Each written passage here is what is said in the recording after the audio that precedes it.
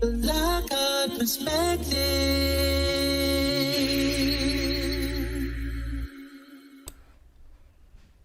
Hello and good afternoon to everyone. I wanted to take an opportunity to bring some information that just broke, and it may have been that this was out actually about a day ago as well. But I want to talk about this as it relates to the judge vacating the conviction of Aziz, Islam, a 1965 killing of Malcolm X.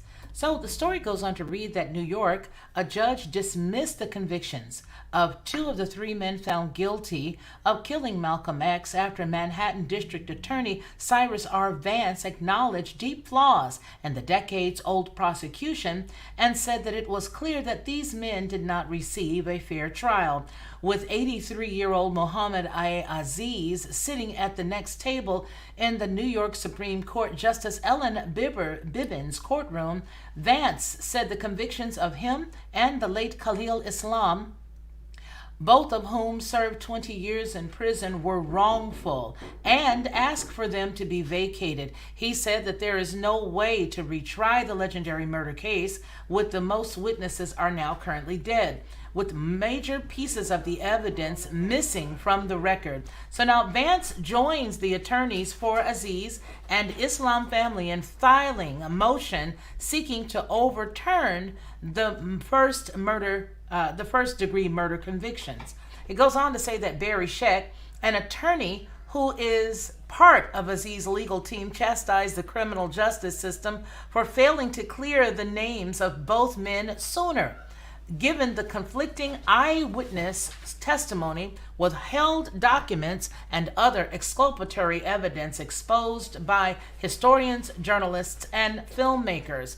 Now, the story goes on to say, quote, "The damage is done. These men and their families by this wrongful conviction is immeasurable," and said, quote, "This has been an exoneration in plain sight for decades." In the motion, prosecutors noted that the deaths of relevant witnesses and failure to keep evidence from decades ago made it possible to determine that Aziz and Islam were, quote, "actually innocent." And they continue, "We are left only with the trial record, which is adequate to assess the certainty and strength of each eyewitness." The 43-page filing says, quote, "Most of the relevant physical evidence is not available for informative forensic testing," close quote. In a recent Netflix docuseries, the creation of which helped to convince prosecutors to take new looks at the case, examined whether the Nation of Islam members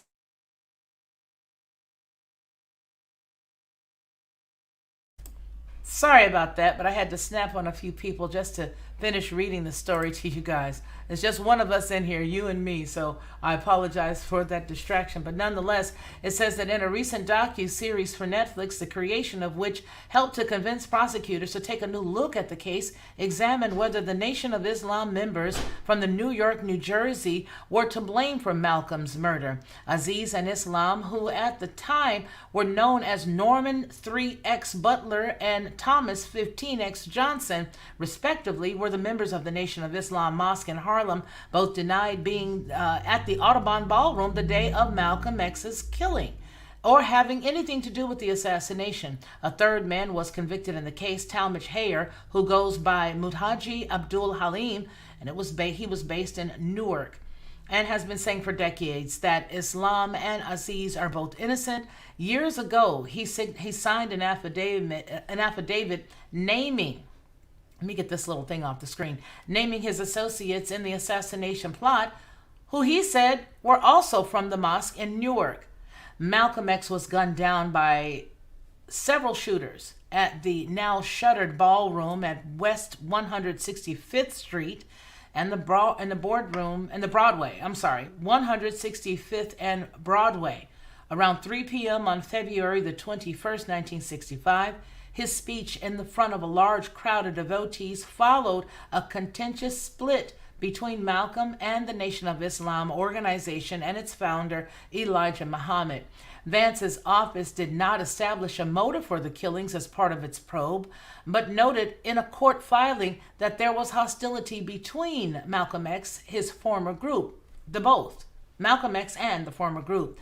At the trial, prosecutors presented a theory that Aziz and Hamlin caused a diversion while Islam approached the stage with a 12-gauge shotgun, firing 2 rounds. Aziz and Hamlin then allegedly followed his lead, approaching the stage and letting off rounds from pistols they carried. Prosecutors argued December 1965 in that proceeding. Hamlin, who was shot and wounded during the attack, was arrested outside the ballroom. Aziz and Islam were taken into custody later based on eyewitnesses' accounts that the prosecutors now say were shoddy and conflicting and unreliable. In addition, there was no surviving record of police lineups or photos arrays to support the accounts. Quote, no physical evidence tied Aziz or Islam to the murder crime scene. There was no evidence that Aziz or Islam had any connection to Hamlin or had ever met him, close quote. Years after the murder, it was revealed that an undercover NYPD officer who had infiltrated Malcolm X's inner circle was present for the murder, but his role was kept secret from the prosecutors, and he was never interviewed. The jury at the trial did not have the benefit of hearing his account. FBI records examined during the reinvestigation pointed the possibility of another shotgun suspect, a man who with a marked different physical description from Islam's. Now, there was the Netflix series identified Newark resident and the mosque member William Bradley, who is now deceased, as the person potentially involved. Now, you got to be careful when they're adding people who are deceased as being potentially involved in something. But Bradley was one of the 4 who alleged accomplices listed in Hamlin's affidavit. Quote, the significance of newly discovered FBI and NYPD reports containing the names of people identified by sources as being the killer also cannot be discounted. Closed quote. Now that's what the motion says.